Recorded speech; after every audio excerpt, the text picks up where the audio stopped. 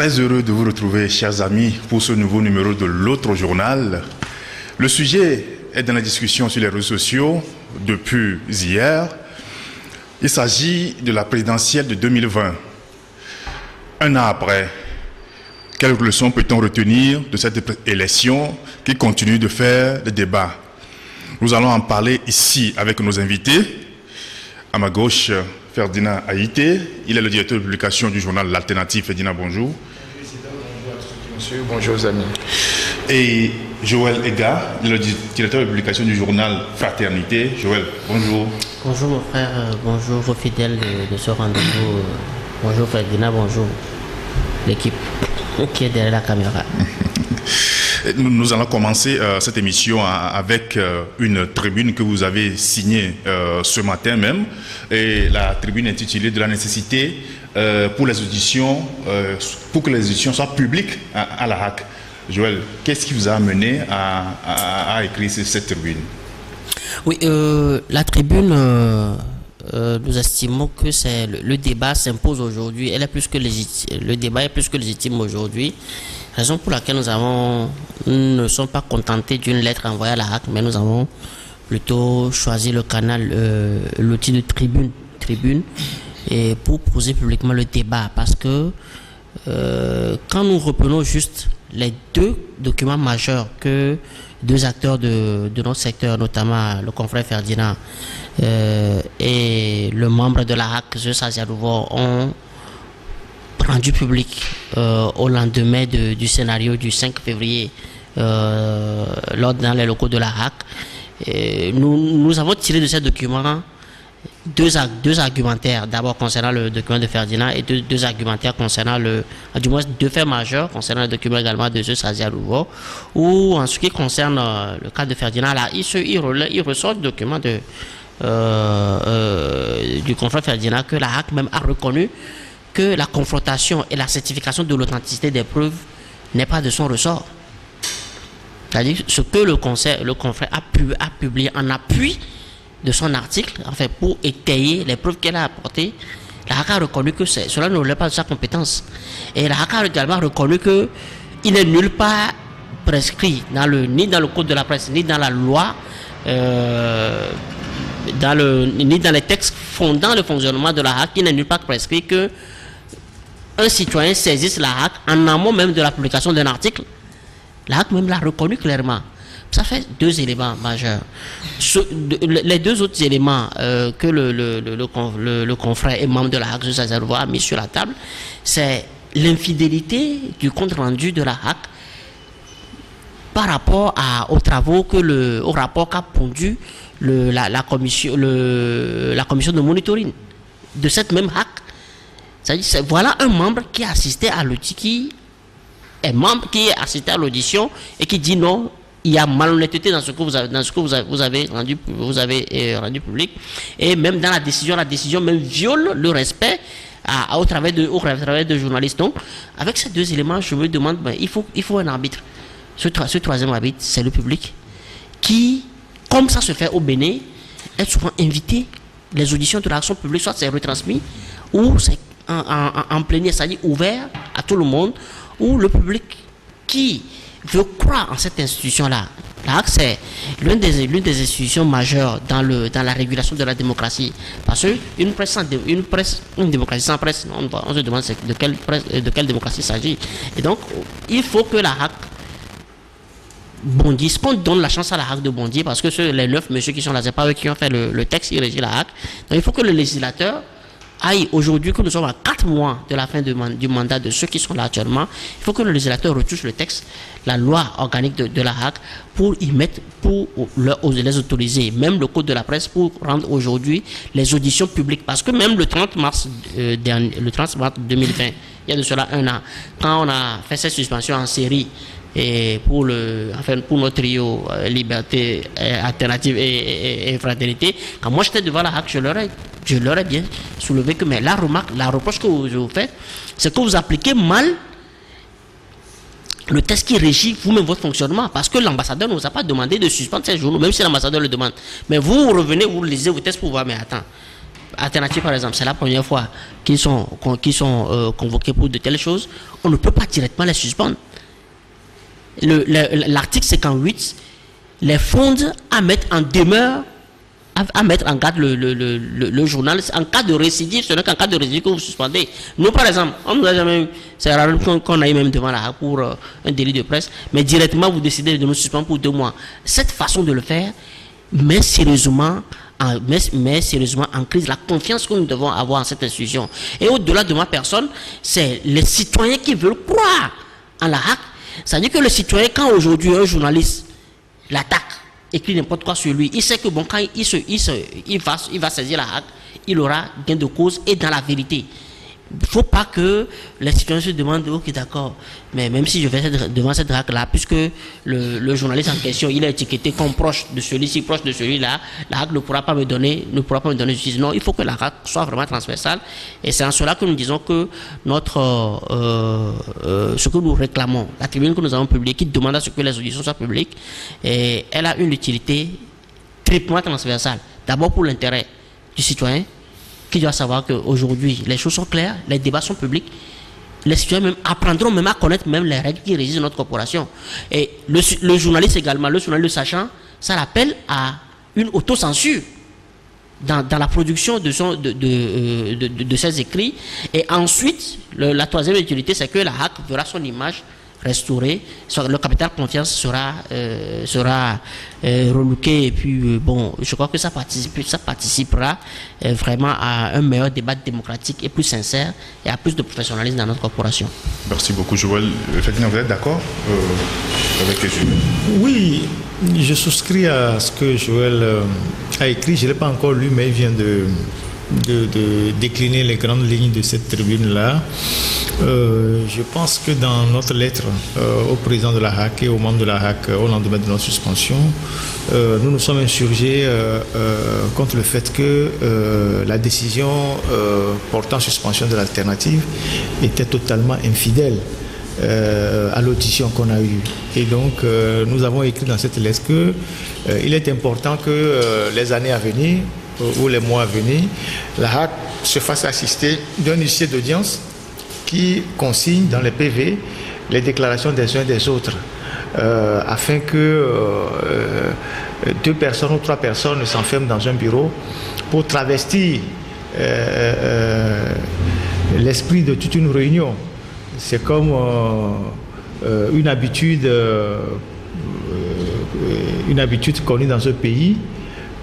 Au soir de chaque élection présidentielle, on a les résultats, les vrais, et on produit le faux pour venir lier à la télévision. C'est cette pratique-là que j'ai décelée dans ce qui s'est passé avec les gens de la HAC.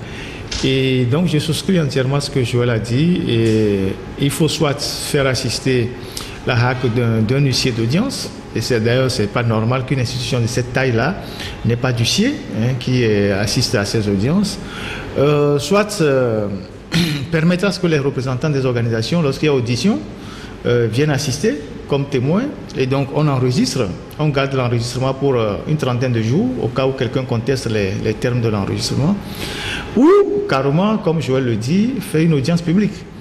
Et Joël vient de donner l'avantage de l'audience publique. Ça met un projecteur sur les activités de la HAC. Ça permet aux journalistes aussi de mieux appréhender son travail, parce qu'il sait que s'il fait une bêtise, il ira devant, je n'appellerai pas ça tribunal, mais il ira devant des gens. Et, ouais, il ira dans un agora dans la Grèce antique. Il va défendre ses positions et chacun pourra apprécier quel genre de journaliste il est. S'il est compétent, il maîtrise ce qu'il fait. Donc les gens auront le temps d'apprécier les journalistes à l'aune à l'aune de cet exercice-là. Donc je pense qu'il est nécessaire. Il est nécessaire parce que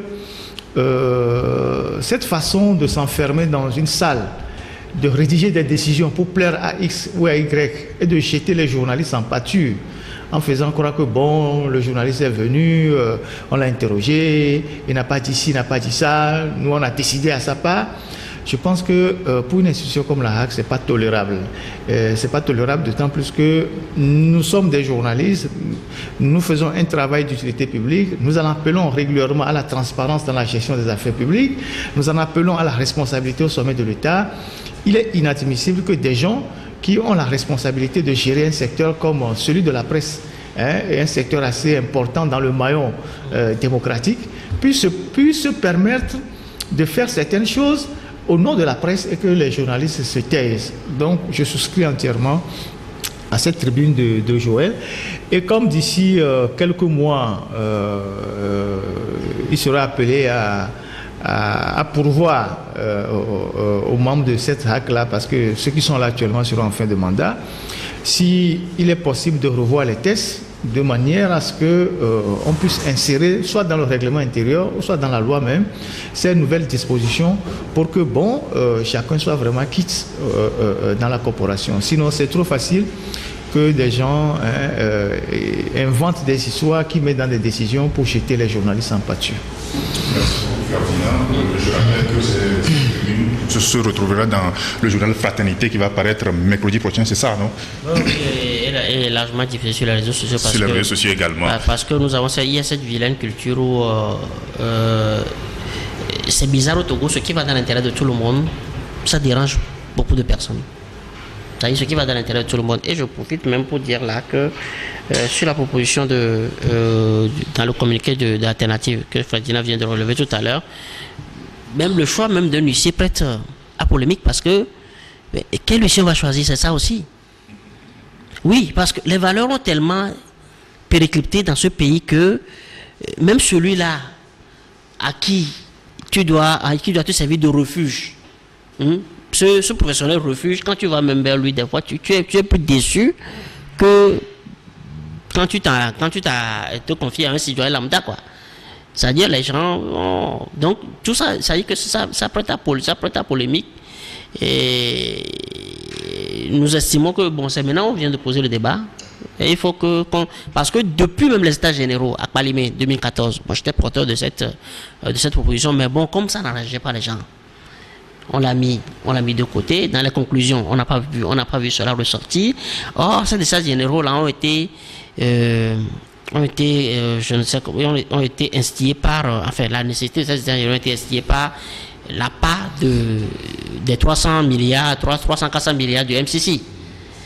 Aujourd'hui, qu'on n'a pas encore touché, je crois que les Américains auront intérêt même à appuyer ces genres de recommandations que nous faisons pour rendre le jeu démocratique, du moins dans la presse, que ce jeu-là soit plus ouvert et que le débat soit plus instruit, plus sincère, quoi.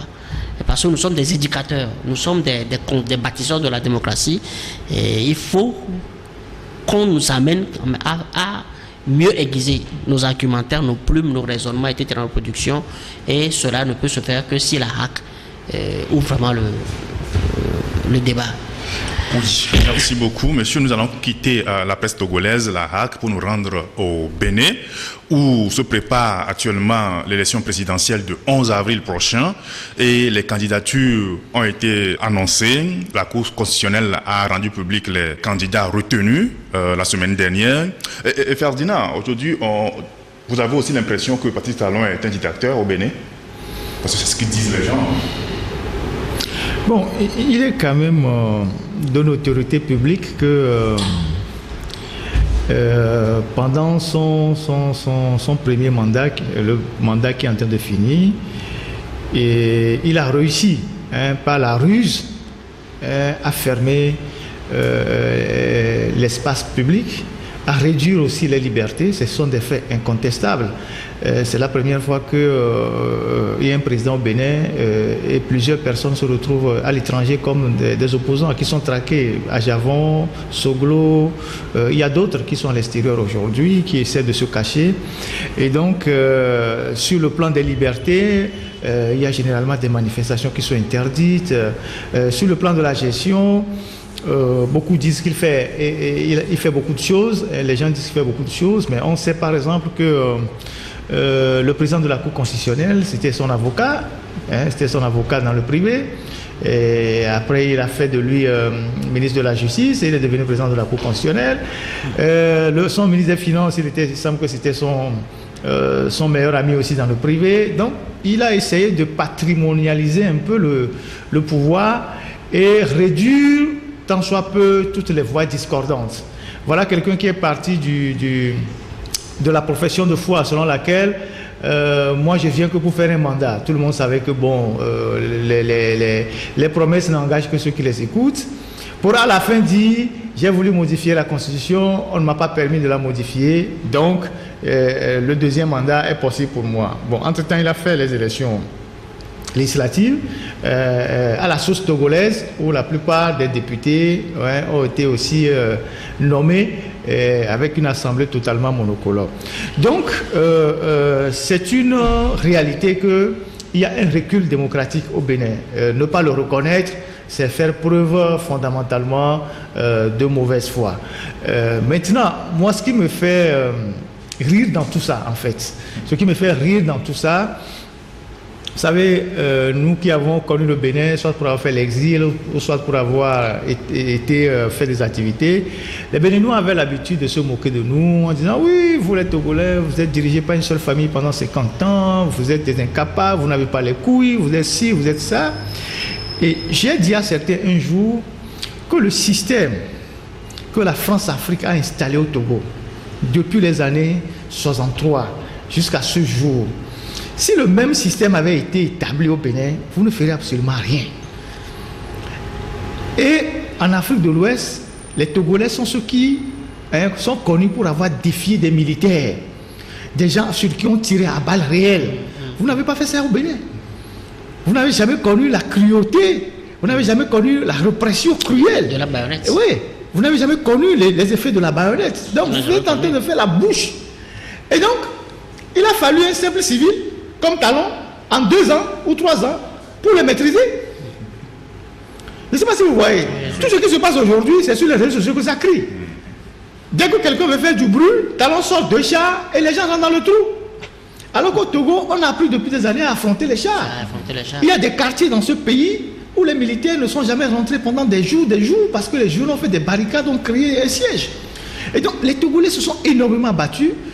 Le problème au Togo, c'est que, bon, ce peuple n'a pas de chance. N'a pas de chance parce que ce peuple n'a pas vraiment eu un leader responsable, visionnaire, qui puisse porter ce combat au bout. Donc, ces Béninois ont toujours cette petite occasion-là de se moquer de nous. C'est vrai, notre pouvoir fait 50 ans, 53 ans de père en fils. Là, Patrick Talon, il fait 5 ans, il maîtrise tout le pays.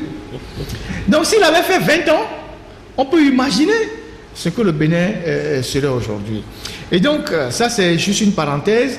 Je ne la ferme pas, je continue en disant, avec tout le tintamarre qu'il y a eu ces jours-ci, avec l'affaire Rekia Matougou et tout, j'ai entendu un monsieur qui serait un comédien ou bien slameur, qui a fait une vidéo pour se moquer de Rekia et tout, il s'appelle Ignace, quelque chose comme ça, et qui disait, oui, le temps où les chefs d'État, on fabriquait les chefs d'État au Togo et qu'on les envoyait au Bénin, est fini avec Yahi Boni. Mais visiblement, ce monsieur, il a la mémoire très courte. Vous savez, le Togo a toujours pesé sur la vie politique au Bénin, depuis le temps de Kérékou. Le Togo a toujours pesé sur la vie politique au Bénin. En 1996, par exemple, je remonte l'histoire. Pour faire partie Soglo, qui était connu comme quelqu'un qui n'était pas trop favorable à la France, qui était favorable à l'opposition togolaise, et Adema sentant une menace, on a travaillé des opposants qui étaient avec Soglo pour qu'il lâche Soglo et aille faire alliance avec Kérékou pour ramener Kérékou. C'est comme ça que Soglo a perdu son second mandat. Et ces gens ont été gérés à Lomé ici, où ils ont eu beaucoup d'argent pour lâcher Soglo. Ça, c'est 96. En 2001, non. Yahi Boni. En 2006. Voilà, quand Kérékou est parti, en 2006, Yahi Boni, tout s'est organisé ici pour qu'il parte pour devenir président au Bénin. En 2010, pour le deuxième mandat de Yahi Boni, il y avait Abdoulaye Biotchane qui s'est déclaré candidat. Et sa candidature menaçait la réélection de Yahi Boni. C'est ici au Togo qu'on l'a géré pour qu'il rentre dans les rangs. Quand je dis on l'a géré, il faut comprendre. C'est ici qu'il a été géré. Voilà, pour rentrer dans les rangs pour que Yahi Boni puisse avoir son deuxième mandat. Alors, 2015 ou 2016 2016. Talon. Alors, Talon avait des problèmes avec Yahi Boni. Il est parti en France, où il s'est exilé. Il était là-bas en France. Et pourquoi aujourd'hui il y a cette adversité entre Talon et Rekia Madougou? Rekia Madougou fait partie de ceux qui étaient dans les coulisses, les négociateurs, pour que Talon revienne au Bénin. Elle était allée à Paris. Vous voyez, qu'est-ce qu'ils se sont dit, qu'est-ce qu'ils se sont promis, personne ne sait. Mais quand Talon devait rentrer au Bénin, ce que les gens ne savent pas, et ce que ce monsieur béninois qui a fait la vidéo ne sait pas, Talon est rentré au Togo.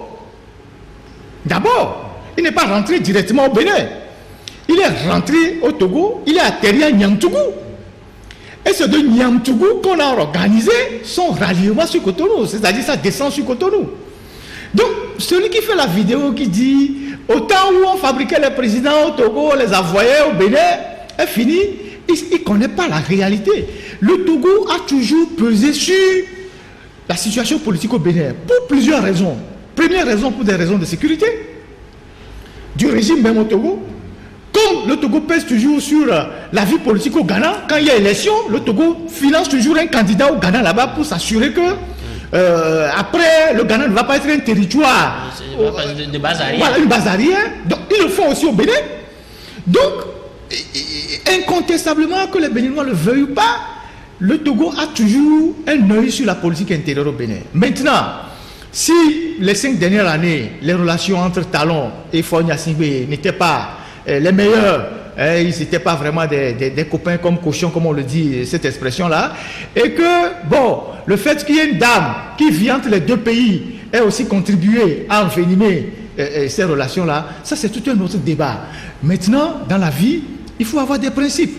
C'est comme nous on est là, moi j'étais ici, je vais raconter une petite histoire, une anecdote.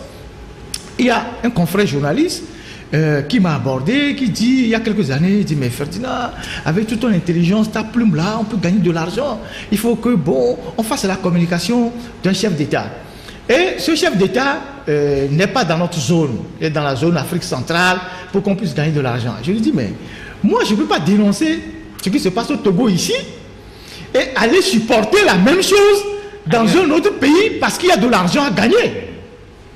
Ce sont ces incohérences-là qui ont rattrapé la dame qui voulait être candidat. Aujourd'hui, quand elle crie que le Bénin est une dictature, les gens gentiment le rappellent, tu étais de l'autre côté au service d'une monarchie, donc tu n'as pas de leçons à nous donner. Donc, si vous avez de l'ambition politique, si vous avez de l'ambition tout court dans votre vie, il faut préparer votre parcours de manière à ce que certains actes ne vous rattrapent pas demain. Donc, le Bénin, est-ce qu'il est aujourd'hui? Talon a fermé l'espace, il prépare ses élections avec ses propres candidats que lui-même il a choisi. Bon, il ira se faire réélire et il ne se passera rien. Je suis désolé. Il ne se passera rien, et il prendra un second mandat. Et s'il a la bonne santé, peut-être à la fin de ce mandat-là, il verra. Parce que la tendance en Afrique, c'est de mettre une brèche dans la Constitution et aller à un troisième mandat. Donc, je suis un peu désolé pour nos frères béninois, mais c'est une bonne chose pour qu'ils comprennent ce qu'on sait que la vraie dictature. C'est-à-dire que quand on dit les gens luttent contre la dictature, là, c'est pas l'amusement. Eux, c'est un civil, je ne sais pas, un monsieur là, qui les a soumis en quelques années.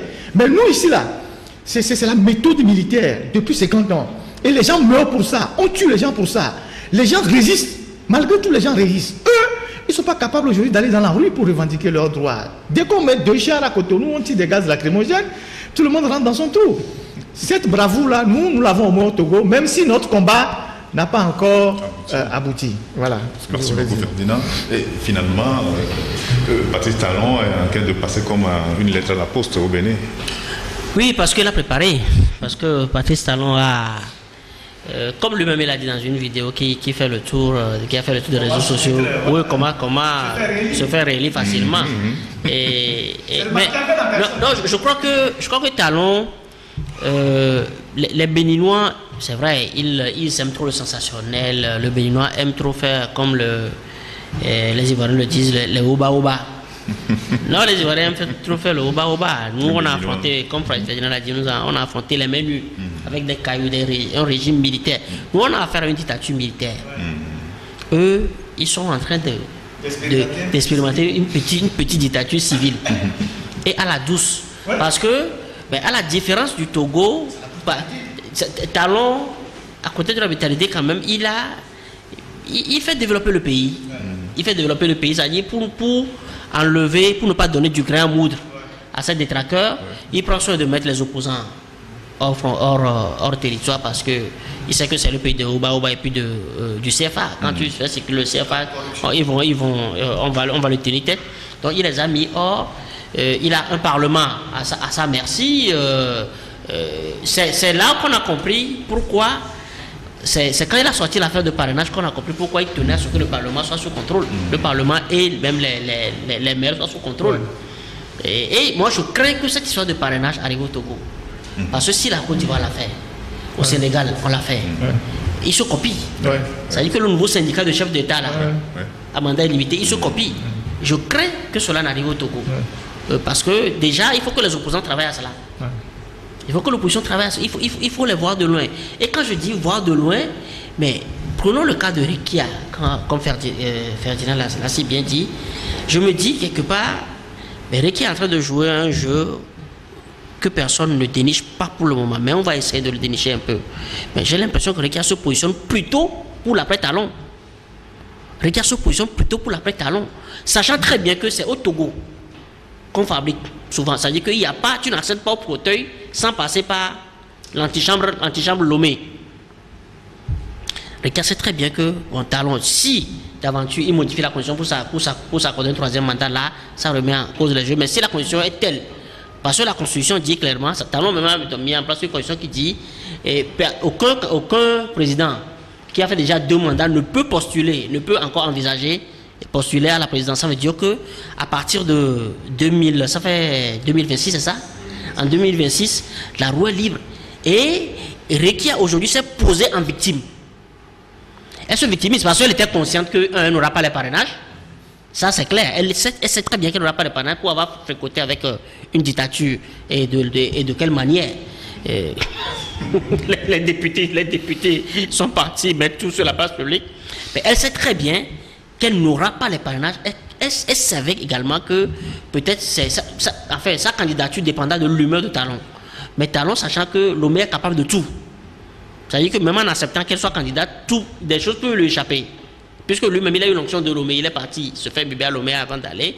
Donc les gars savaient qu'il n'y aurait pas. Mais aujourd'hui, elle a réussi à se positionner comme étant, à défaut des Ajavon autres là, pendant qu'elle se sucre à Lomé 2, elle se positionne comme la figure de proue de l'opposition. Et Dieu seul, Talon étant un businessman, peut-être il va sortir quelqu'un d'un chapeau pour la casser. Sinon, si elle reste là, elle s'est déjà positionnée pour 2026. Et nous, selon certaines informations même, Rekia pourrait être même dans le prochain gouvernement Talon. Elle pourrait être dans le prochain gouvernement Talon. Ce qui fait que l'ami béninois qui a fait cet audio sache que la fabrication des présidents béninois, ça passera toujours. Lomé a toujours un rôle. Lomé a toujours un rôle important à jouer dedans. Et ce n'est pas pour rien que vous voyez les deux colistiers, Rekia et mon homonyme Joël. Joël Aïvo. Ils sont ici. Mais on parle plus de Rekia, on oublie Joël Aïvo, qui est conseiller. Justement.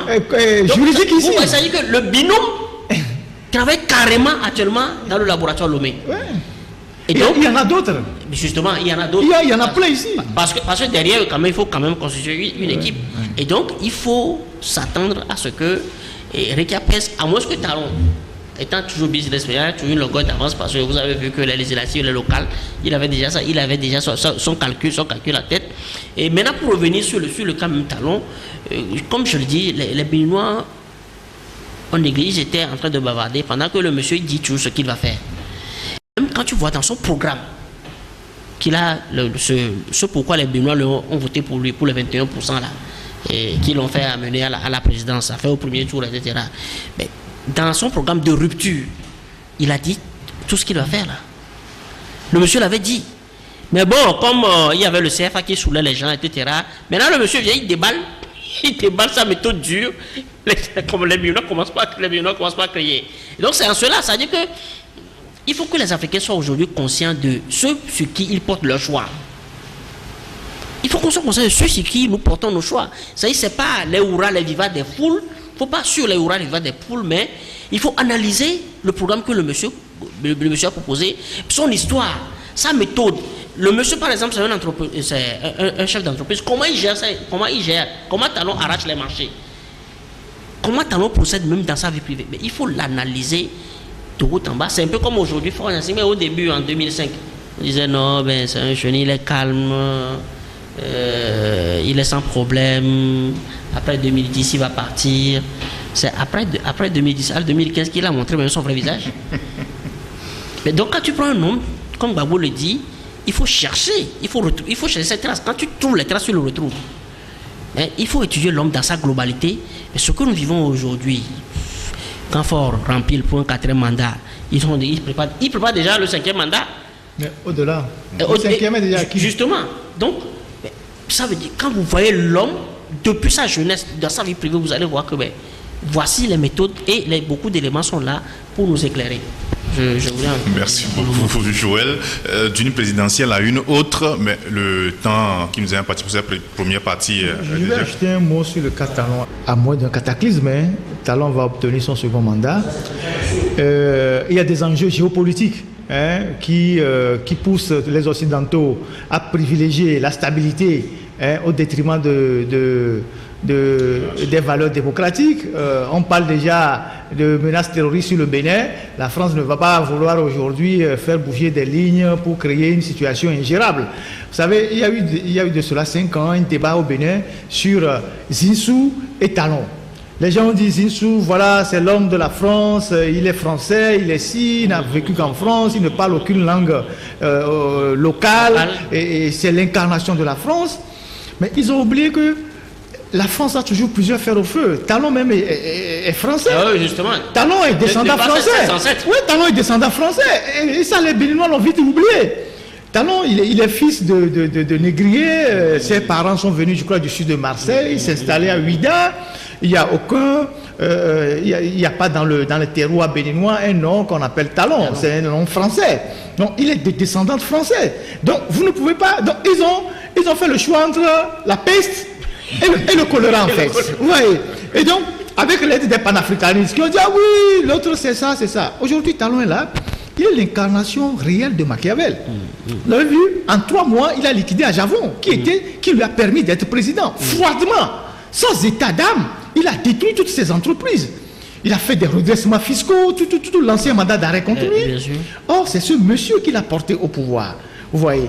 Et donc, c'est vrai, je l'ai dit, il pose des actes sur le plan de développement, il fait des choses, tout le monde en parle, mais pour la conservation du pouvoir, il gouverne le pays avec des gants de velours. Il ne s'amuse pas, tu vois. Donc, il est très rusé, il a la méthode forte, il met aussi un peu le bâton et la carotte, tu vois. Et donc, aujourd'hui, sachant que Yahi Boni est devenu une arête dans sa gorge, il va nouer d'autres alliances.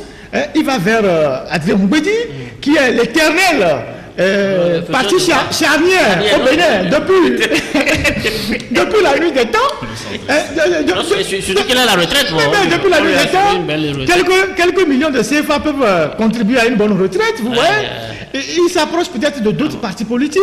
Au nord, il a quelques agitateurs, comme les fameux Badamassi, quelqu'un qui roule dans tous les cas. C'est comme le Fologo du Bénin. C'est-à-dire que paix à son âme, Fologo, il n'a jamais été de l'opposition. Donc quand on t'appelle Fologologue, c'est que tu as l'esprit de Laurent Donat Fologo. Et donc, il sait que ces gens sont mobilisateurs.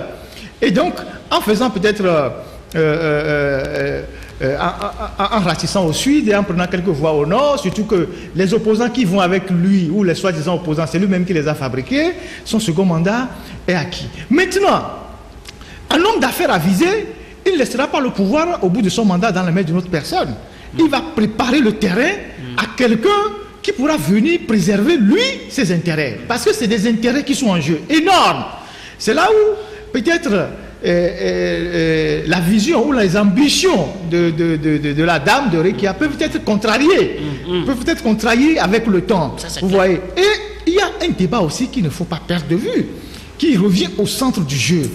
Peut-on servir deux pouvoirs à la fois et deux pouvoirs contradictoires? Parce que c'est la souveraineté des peuples qui est en jeu. Si vous êtes en France, vous servez le gouvernement français à un haut niveau, où vous avez accès à des secrets. Le lendemain, vous allez servir l'Allemagne, alors que les deux pays peuvent demain être amenés à une situation conflictuelle. Il y a des secrets que vous pouvez prendre ici pour demain l'utiliser contre l'autre pays. Et donc, au Bénin, déjà, il y a des gens qui posent ce débat-là. Et donc, cela relance la légèreté avec laquelle certains chefs d'État africains gèrent leur pays, en ouvrant les palais à tout le monde, que ce soit au Sénégal, en Côte d'Ivoire, au Togo et au Bénin. Parce que c'est extrêmement grave. Aujourd'hui, notre palais présidentiel, le palais de la Marina, est rempli de Béninois. Le conseiller aujourd'hui en énergie renouvelable de Fort Gnassingbé au Togo, qui fait office même de ministre des Mines quelque part, ministre de l'énergie derrière, c'est un Béninois. C'est Adjadi Chegoum Bakari. C'est lui qui va dans les grands sommets, qui représente le Togo, alors qu'il est Béninois. Vous voyez, est-ce que c'est possible qu'un Togolais puisse avoir cette responsabilité au Bénin? Je ne dis pas qu'il ne faut pas faire appel aux compétences. On peut faire appel aux compétences, mais à un niveau de l'État, on ne permet pas aux étrangers d'avoir accès à certaines informations. Parce que nous sommes des pays frères, mais nous sommes des pays concurrents. Nous sommes des pays frères, mais nous sommes aujourd'hui dans l'intelligence artificielle. Où, par exemple, si des opérateurs économiques viennent au Togo, il y a peut-être des réseaux clandestins au Togo qui les détournent vers le Bénin en disant « Oh, chez nous c'est plus stable, venez investir chez nous, ne venez pas au Togo » ou les détournent vers le Ghana. Parce que les pays sont des concurrents. Et donc, les chefs d'État, nos chefs d'État doivent appréhender ce que c'est qu'une république, un État, pour ne pas intégrer dans la gestion de leur pays n'importe qui. Parce que demain, ça peut être préjudiciable à la nation, à la souveraineté de ce pays-là. C'est vrai qu'on a connu les Maurice Assor au temps de Eyadema, qui ont beaucoup pesé sur les phosphates. On a connu des conseillers militaires français ici qui étaient dans l'ombre. Mais aujourd'hui, c'est la première fois qu'on a fait gérer nos régies financières par un étranger. Qui est un secteur de souveraineté. C'est la première fois que des étrangers assistent au conseil des ministres chez nous. Comme les Carlos Lopez, comme je ne sais pas qui, tous ces gens-là. On a longtemps parlé dans nos parutions. C'est la première fois que des étrangers décident à notre place. Alors que ça fait 63 ans ou 60 combien d'années nous sommes indépendants, nous avons passé tout le temps à former des cadres. Les Togolais sont si intelligents et éparpillés dans le monde, tout le monde connaît leur intelligence, leur capacité au travail. Et aujourd'hui, nous laissons le pays à des étrangers. C'est normal, ça répond à une logique. La logique qui consiste, quand vous lisez Le Prince Machiavel, à s'appuyer sur les étrangers pour dominer son propre peuple. C'est ça en fait. Mais nous, les citoyens, on ne doit pas être d'accord. Ce n'est pas normal que nous ayons tellement de compétences, des gens qui sont dans les universités, qui sont là, qui ont été brillamment formés, et qu'on prenne des petits plaisantins des pays voisins pour venir loger au cœur du pouvoir au Togo pour prendre des décisions concernant les citoyens togolais. Ailleurs, les gens seraient déjà poursuivis pour haute trahison. Ailleurs, les gens seraient déjà poursuivis pour haute trahison. Donc, voilà le débat qui s'impose aujourd'hui avec cette histoire, cette polémique autour de l'appartenance à deux systèmes. Tu vois, contradictoires. C'est comme la Corée du Sud et la Corée du Nord. Le matin, vous êtes en Corée du Nord, vous dites que bon, tout va bien. On arrête les gens, on tape les gens, on enferme les gens, vous dites bon, tout va bien. Le soir, vous allez en Corée du Sud et vous dites mais ici, non, mais je veux faire la démocratie ici, il faut qu'ici il y ait plus de liberté, plus de lois. Les gens ont toute la latitude de vous rappeler que votre démarche n'est pas cohérente et que vous êtes pris dans vos propres turpitudes. Vous voyez. Et donc, ce débat-là, il faut qu'on le mène, il faut qu'on crève l'abcès pour qu'on sache qui est qui fait quoi dans les deux pays et même dans plusieurs pays à la fois. Chez les Occidentaux, ce n'est pas normal. On peut faire appel à des compétences, mais vous ne verrez jamais, même chez les anglophones, qu'on intègre un étranger à ce haut niveau de décision dans un pays. C'est grave. Merci beaucoup, Ferdinand. Joël, vous permettez, on va marquer une pause, on va revenir sur ce débat-là. Pause tout à l'heure, on revient après.